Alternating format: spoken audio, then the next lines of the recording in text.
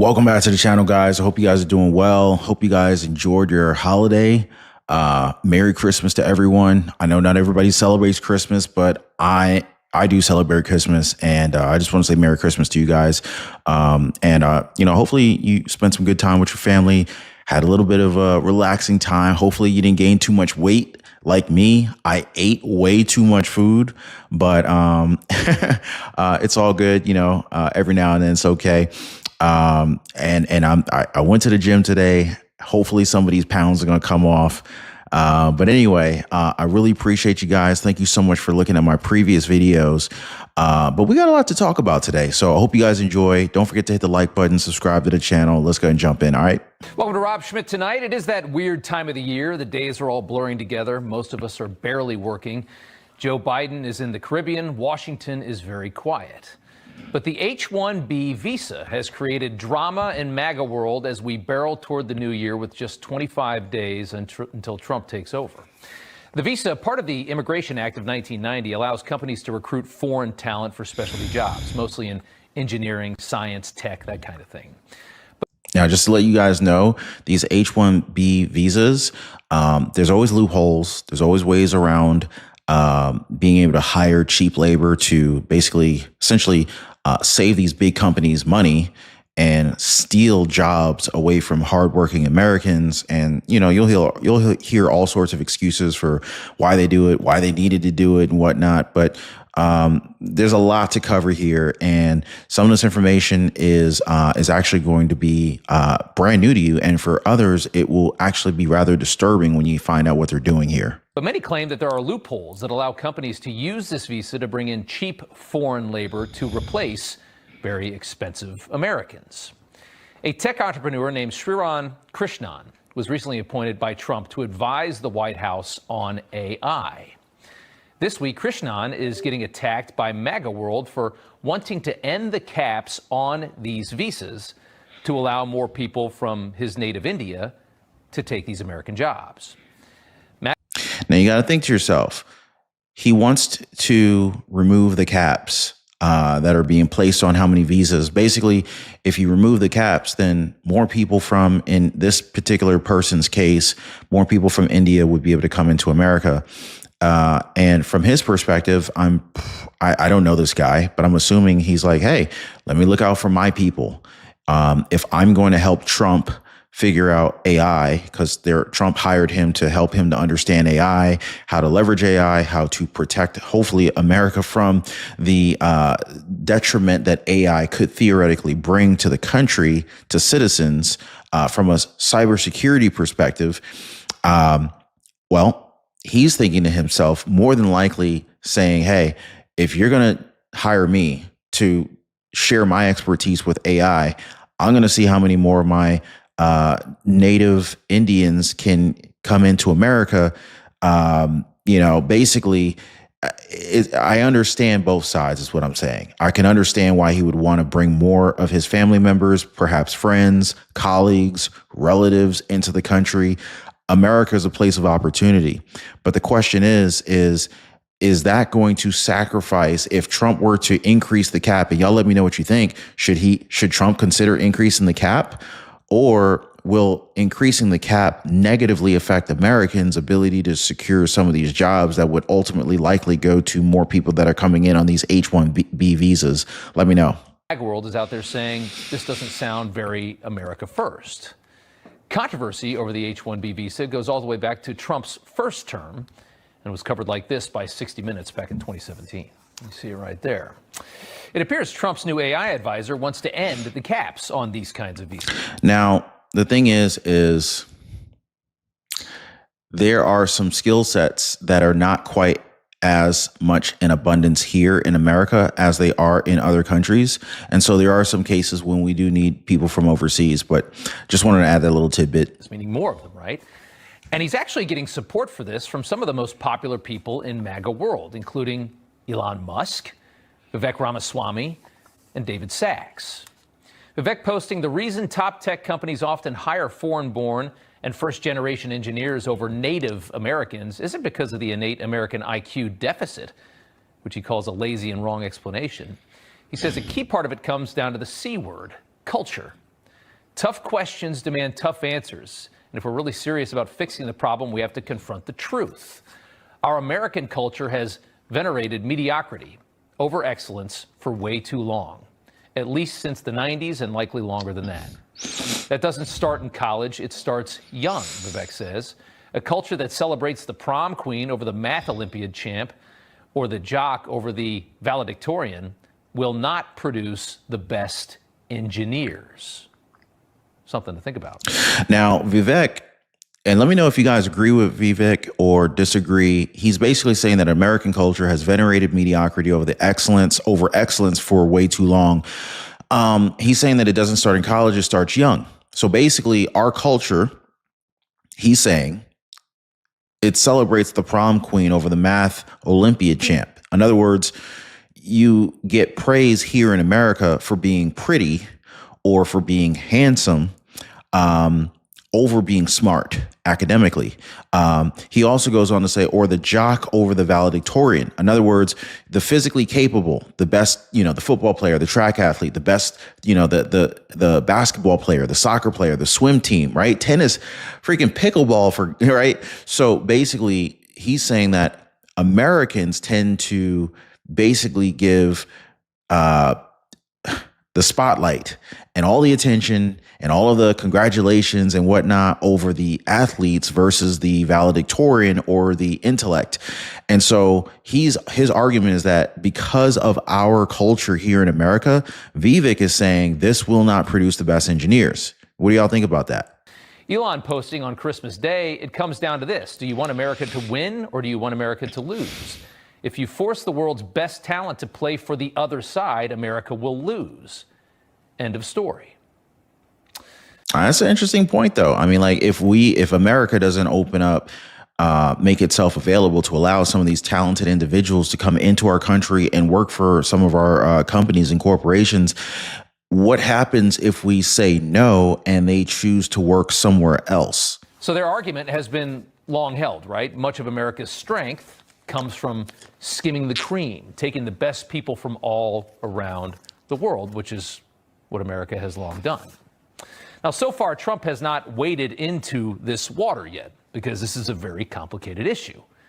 And both sides, as it stands, and as you've just seen, both sides have very some good strong points. points here, make very good points. But Trump has always said that his immigration stance is he wants to end illegal immigration, but he wants to protect and even expand legal immigration. Take a look.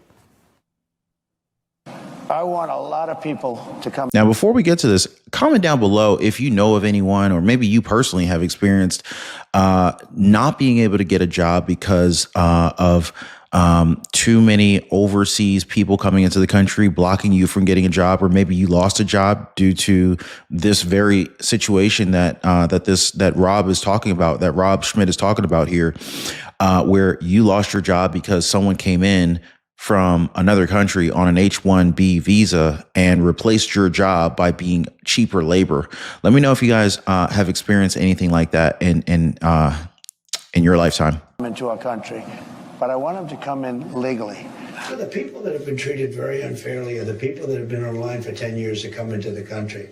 And we're going to make it very easy for people to come in terms of they have to pass the test. We want people to come into our country. A lot of people. We need them. We need them for jobs. We need them for everything. We want people to come in, but they have to come in through a process. They have to come in legally. You see there, he hasn't weighed in specifically on the H1B. Wow. So what a lot of people don't realize is it looks like it's contrary to what the media has been promoting for a very long time, that Trump doesn't want immigration. Trump doesn't want people from overseas, from other countries coming into our country. But it seems like this is the exact opposite of what Trump is saying. It seems like Trump actually wants people. He just said he wants a lot of people coming to America. Is this the first time that you guys have heard anything like that? Y'all let me know. But what Trump's saying, his underlying message that I got from Trump is that he wants people to come in legally. Don't just, climb over the fence, swim across the border and be up in the country illegally.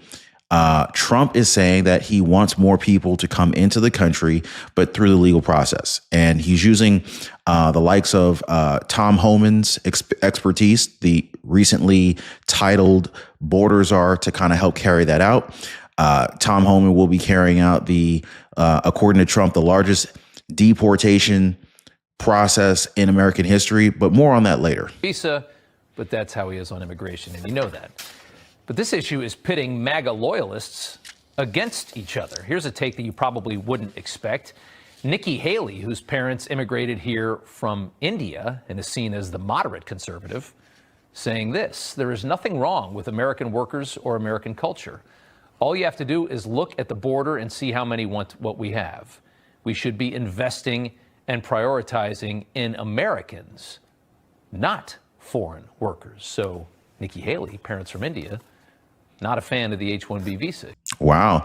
That's a good point, Nikki Haley. Now, how many of you guys knew that Nikki Haley was of Indian descent? I didn't know that. That's actually news to me. So that's interesting. As an American, I'd have to agree with Nikki Haley here. There's nothing wrong with American workers or American culture. You have to look at what's going on the border. You can see a lot of people want to come into America. But we should absolutely be investing and prioritizing in Americans, not foreign workers. I mean, Vivek Ramaswamy pointed out very quickly, it's not America's innate IQ that's preventing Americans from being the intellectual powerhouses that we need to work in our corporations, from an IT perspective, like from an AI perspective, and all these other fields where, even from the medical perspective, where many times American corporations want to leverage H1B visas to bring in people from other countries. We should be investing in our people here in America. I mean, there are tons of people who would love to have the opportunity to be educated and be able to be qualified for some of these very high income jobs. But if the opportunity is not available to everyone, then hey, this could be why America is lacking in that particular resource. So let's talk about this. Let's go deeper on this. Todd Bensman is an immigration expert who says these visas are bad news. Now, and that's also kind of shocking because, again, Nikki Haley, which I didn't realize, Indian descent, she's not even supporting the H1B visa. So, I just thought that was an interesting tidbit. For the American worker. And Rick Jordan is the CEO of Reach Out Technology. He also works in AI. He says the visas are critically important. Good to see you both. Thanks for coming on. Todd, we've got Elon Musk and Vivek, who are two of the most popular Trumpers out there, who say that these H-1B visas must be protected and expanded. What's your position? Well, those are a couple of guys who directly benefit from having cheap, slave-like labor coming in that they can replace American workers with. Elon Musk has 700 or 800 working for him. I'm here in Austin. This is where he builds the Tesla cars. I think the way to look at this is against the backdrop of the unemployed labor pool already among U.S. citizens here in the country. There is no shortage. There's an increase in unemployed U.S.-born citizens. The Center for Immigration Studies just came out with a couple of reports. They're up on our website, cis.org, showing that the number of American-born, U.S.-born men and women who are on the sidelines rose from 17%, 16% just a few years ago, 2017, to 22% now. And the total number is like 43 million. I don't know how many of those are STEM, but it's a big labor pool here. Well, let me bring in Rick, who's kind of on the other side of this. You say these visas are very needed. I guess, what is your answer to why Americans can't do these?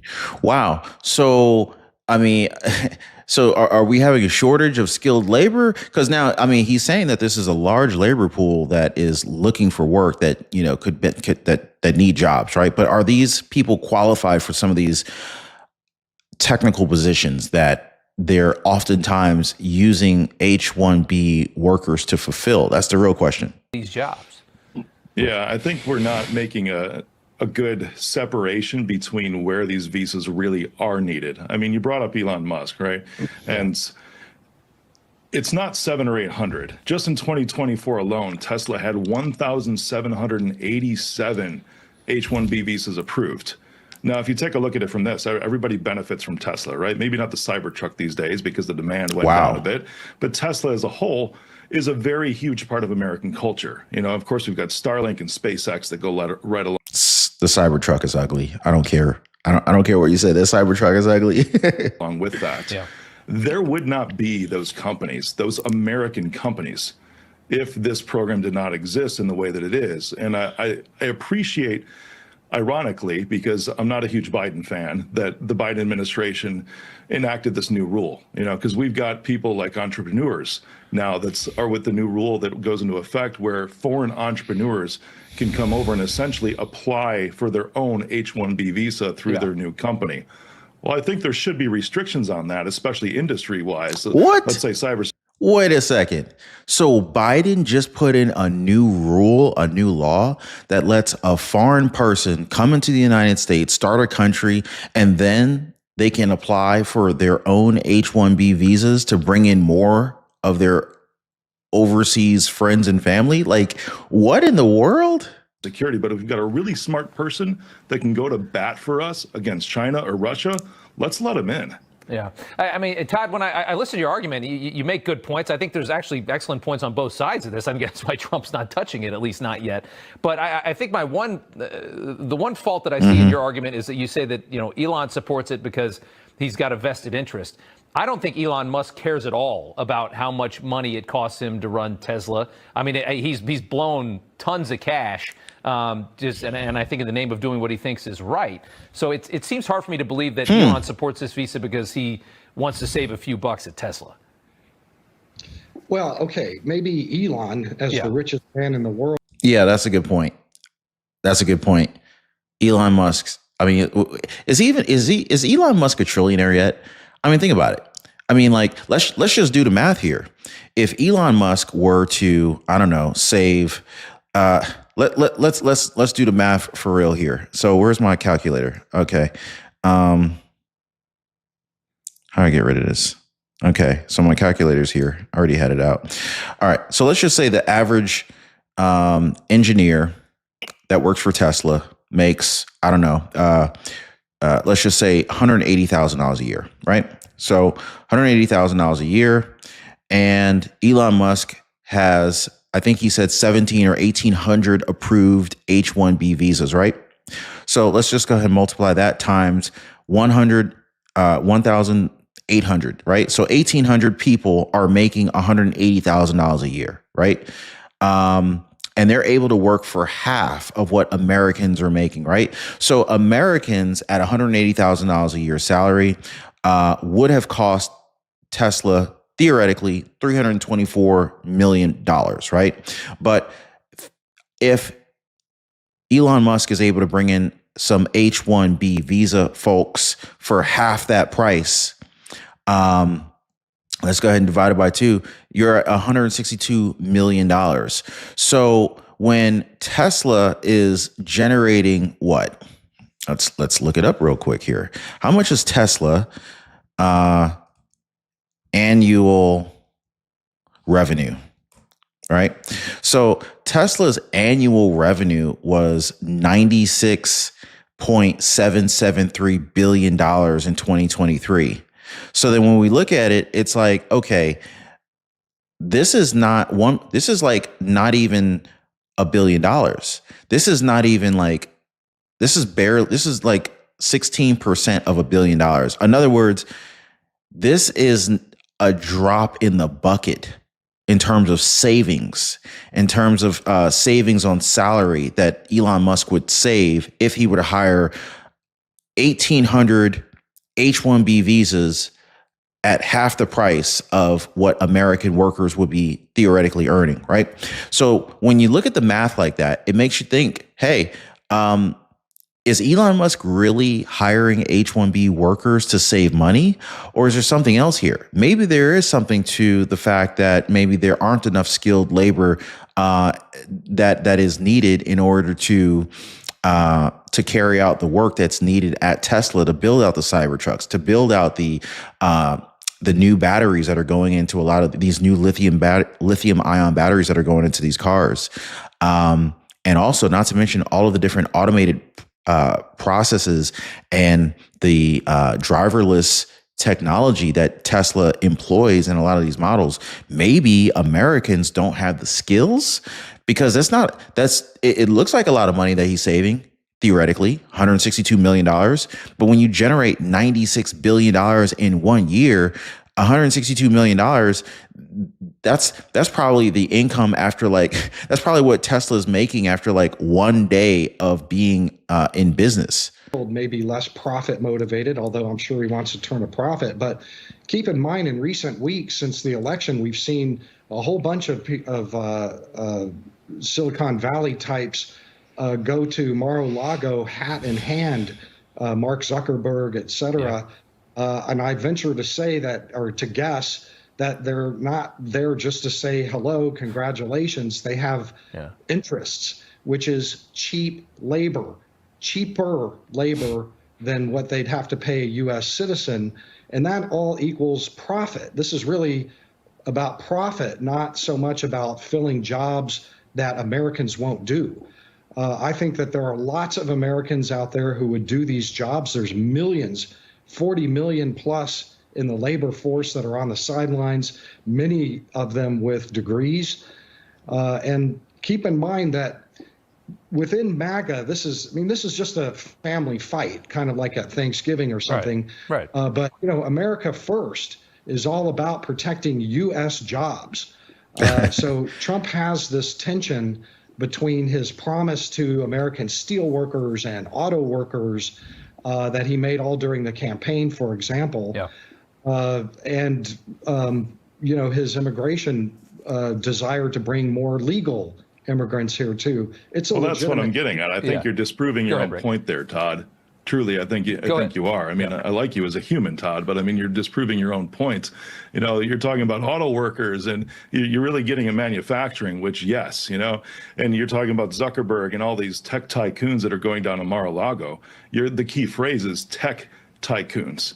And this is what I was getting at earlier, is that there should be a discrimination only. Right, exactly. It's not like you need, and I'm not trying to diss people who work in factories or warehouses or anything like that, but I don't think that you can really compare the type of skill that's required to work in a factory compared to, and I'm talking about manual labor jobs. Obviously, there are very highly skilled additional workers, from the technology perspective in factories and warehouses, but from a backbreaking labor type of position, sure, there are tons of people who are qualified and who could probably be trained to do their jobs in less than 6 months and be able to do them well. But I think we're talking about the higher skilled labor jobs. For example, I don't think that there are workers, factory workers or even warehouse workers, making 180, 200 grand a year. Those aren't the kind of jobs that these companies are looking to bring labor in H1B visa style in order to replace. But let's see what he has to say on this one. A dissemination between the different industries, because I'm with you, Todd. Manufacturing, absolutely. We got everybody right here.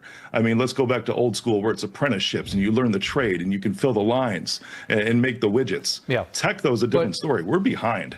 Well, Rick, the argument is that there are loopholes, though, right? I mean, that one of the big arguments is that this visa has loopholes that allow for the replacement of expensive workers, by that could have done the job. You bring in people from India that'll do it for a third of the price. Now, that is what I have a problem with. Trying to replace Americans who are doing the job properly, who are doing the job very well, mind you, but just the simple fact that Americans are more expensive, we need to eliminate that loophole that just lets companies play to their greedy side and say, hey, I don't want to have to pay Ron $200,000 a year when I can hire some dude from some other country. I don't want to be, I shouldn't have to lose my job making 200 grand a year when you can hire someone from another country and pay them $90,000 or $80,000 a year just because they're willing to accept that low amount of money. That's not putting America first. That's not protecting Americans right there. Nice. So that is the argument. Now, let me just read one more. Here's a quote here from Ann Coulter. American workers can leave a company. Imported H1B workers cannot. Tech wants indentured servants, not high. And he did say, wow, he said some Indian workers might be willing to do the job for a third of the price. So where I said like $180,000 a year, for example, hypothetically, some of these folks might be willing to do the same job for $60,000 a year. Here in America, we can't live. Some people can live off of $60,000 a year, but if your lifestyle needs $180,000 to support your family, put all your kids through school, babysitters and healthcare, food, mortgage payments, rent payments, car payments, credit cards.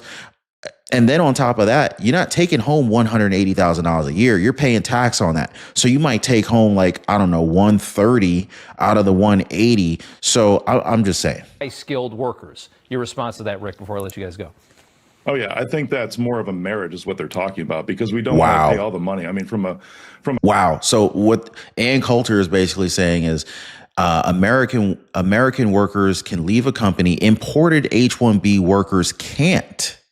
Tech wants indentured service, not high skilled workers. Now, me personally, guys, I've actually worked in the tech industry for like 20 years, and I've seen it firsthand. And they get these H1B workers in, and some of them are they're very skilled, intelligent, great people.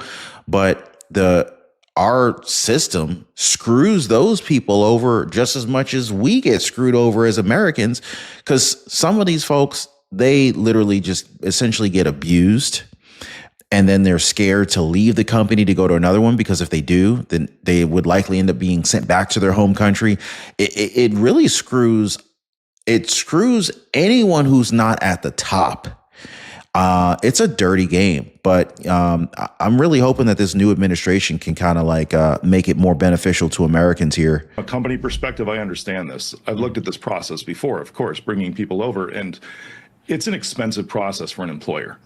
So whether it's Tesla or Meta or anybody else, it's a very expensive process. So it's akin to that of an employment contract with an American here in the United States, is that it's a two-way commitment going into this for a specific amount of time versus what most states have that we understand is at-will employment. Yeah. The employee can't just say, see you later, I've been here for 6 months, I'm going back to India. Right. I got to leave it there, guys, but I knew this was going to be an interesting debate, and I'm very fascinated to see where the incoming president lands on. Wow. So now I wonder, like, what, so it's like, okay, so an employee comes over from, say, India in this case, H1B, they make enough money. I mean, let's just say they make, I don't know, 60 grand USD, taking it back to India might last them. I mean, the cost of living there is dramatically lower. So they might be able to say, hey, I made 60 grand, kept a low overhead here, took it back to India. They might be able to live 3, 4, 5 years off the $60,000. Who knows? But let me know your thoughts, guys. What do you guys think about these H1B visas? Do you think that Trump should consider increasing the cap on them? Should he lower the cap? Should we be taking a page out of Nikki Haley's book by reinvesting more into the American people so that we don't need to pull talent from other countries and build up America? How do we keep America first? That's the real question here. Drop me your thoughts, guys. Hit the like button. I really appreciate you guys. And also let me know your New Year's resolutions. Anybody got goals to maybe lose a couple pounds, maybe save a little bit more money, make more money? Let me know your thoughts. Hit the like button, subscribe to the channel. We'll see you guys on the next one.